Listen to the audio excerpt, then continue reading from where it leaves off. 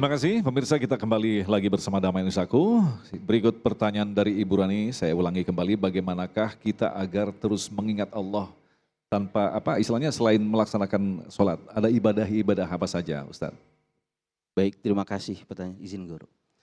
Kalau ditanya ibadah apalagi selain sholat, banyak,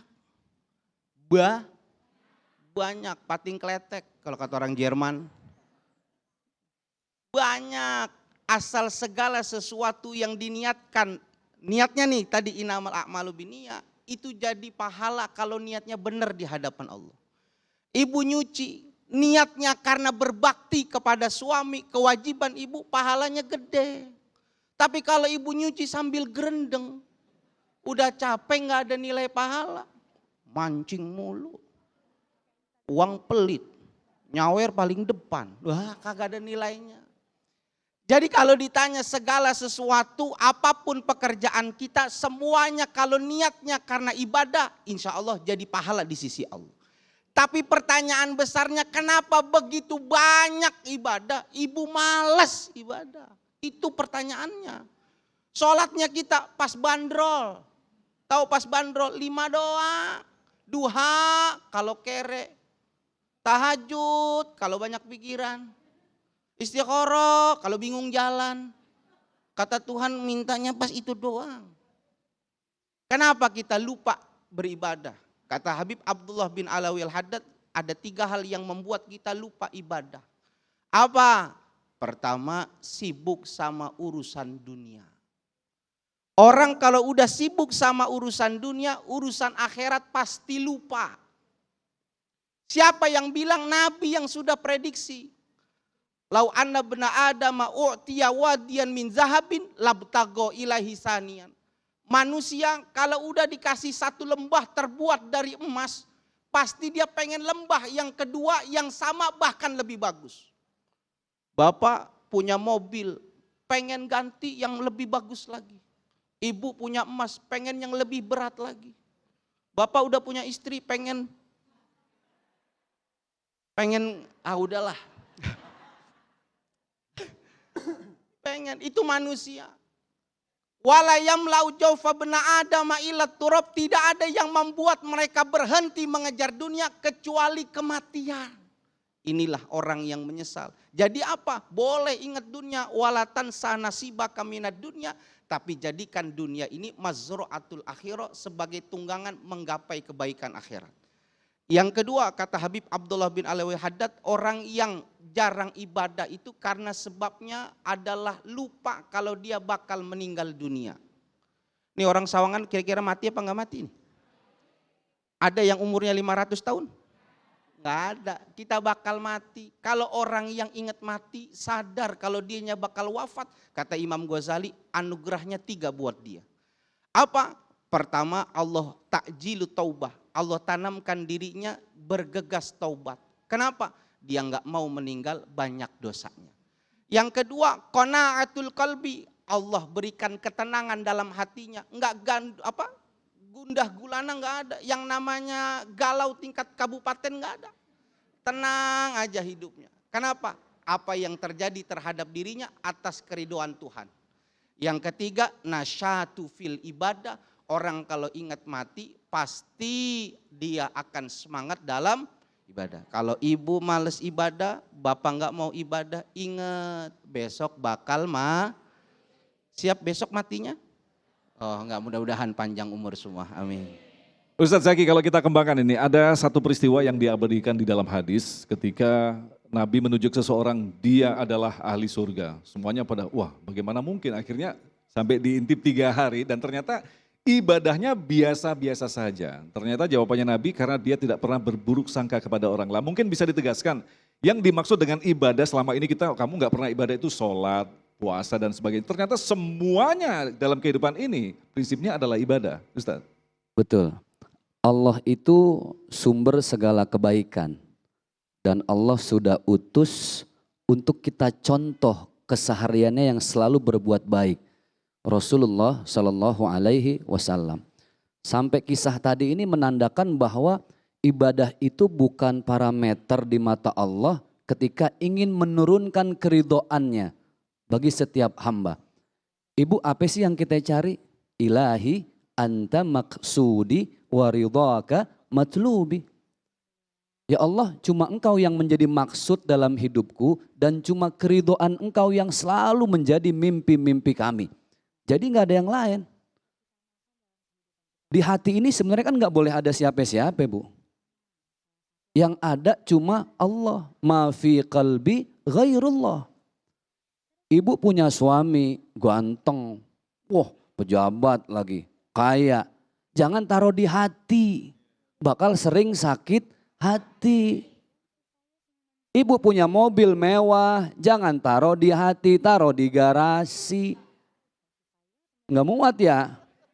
Suami yang ganteng juga begitu, jangan taruh di hati. Suami ganteng taruh di garasi. Kenapa ibu kalau naruh suami di hati sering sakit hati? Suami ganteng, bini ya dicekek. Ada begitu. Suami kaya selingkuh, betul nggak? Udah nggak ada ya Allah Bu, sekarang nyari orang baik susah, orang baik susah. Satu-satunya di atas bumi ini laki yang baik tinggal satu, siapa? Rehan. Begitu sulit. Ya ini mah intermezzo aja. Ada orang pinter kagak bener, ada orang bener kagak pinter. Ini almarhum Ki Haji Zunin MZ nih bahasanya nih. Ibu pilih mana? Suami pinter nggak bener, apa suami bener nggak pinter? Nah lo keder lo Bu. Mendingan suami bener kagak pinter, masih sayang, jujur, jadi imam yang soleh. Daripada laki pinter kagak bener, lebih ini dipinterin mulu akhirnya. Kan begitu. Maka apa yang tadi ditanyakan subhanallah, ibadah itu luas Ibu. Apapun bisa jadi ibadah, tergantung tadi niat. Dan ingat, ma fi qalbi ghairullah. Dunia boleh dicari, harta boleh dicari, jabatan boleh dicari. Jangan taruh di hati. Karena apa? Yauma la yanfa'u malun wala banun illa man atallaha biqalbin salim. Harta nggak bisa nolong, anak laki-laki nggak bisa nolong. Satu-satunya oleh-oleh yang kita bawa buat Allah, hati yang bersih. Oh baik, selanjutnya pertanyaan disampaikan oleh Bapak Wahyudin yang akan dijawab oleh Ustadz Zaki Mirza. Assalamualaikum warahmatullahi wabarakatuh. Waalaikumsalam. Nama saya Wahyudin Zakaria. Ustadz, kita sering berdoa, bahkan tiap saat berdoa kepada Allah Subhanahu wa Ta'ala di berbagai kesempatan. Tapi ada kalanya doa itu tidak terasakan atau belum Allah kabulkan. Nah, mohon penjelasan lebih lanjut. Terima kasih. Silakan Ustadz Zaki. Siap. Boleh nggak kita doa maksa sama Allah? Curhat ya.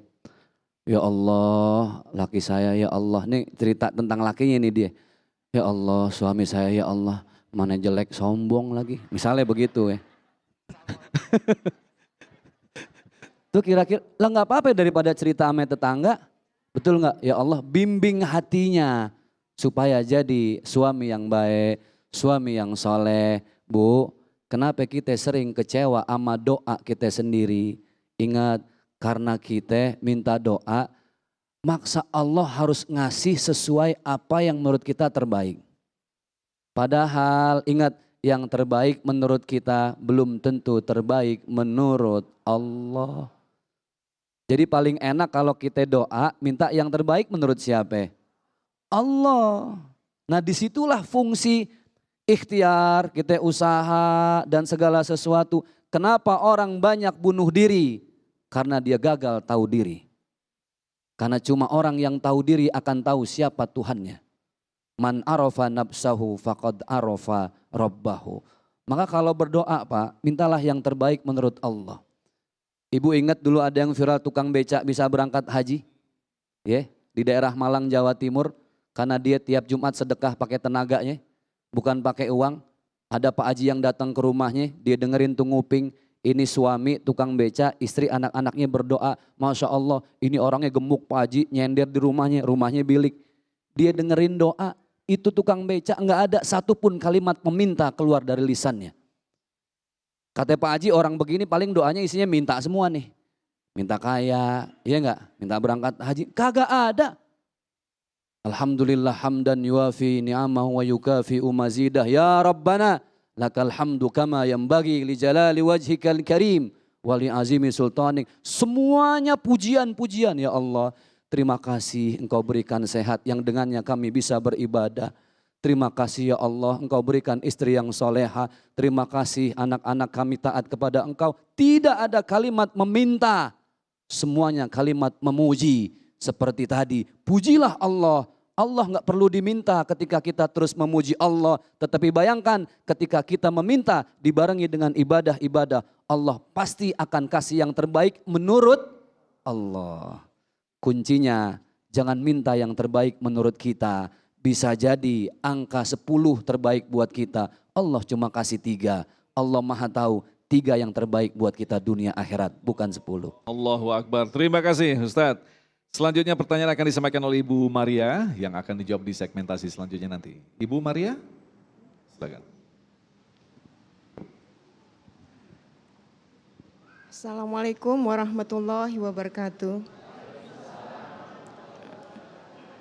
Nama saya Ibu Maria, ingin bertanya bagaimana caranya agar kita bisa khusyuk dalam menyembah Allah. Baik. Assalamualaikum warahmatullahi wabarakatuh. Waalaikumsalam warahmatullahi wabarakatuh. Tentang khusyuk. Kita akan jawab selepas pesan-pesan berikut ini. Damai Indonesiaku.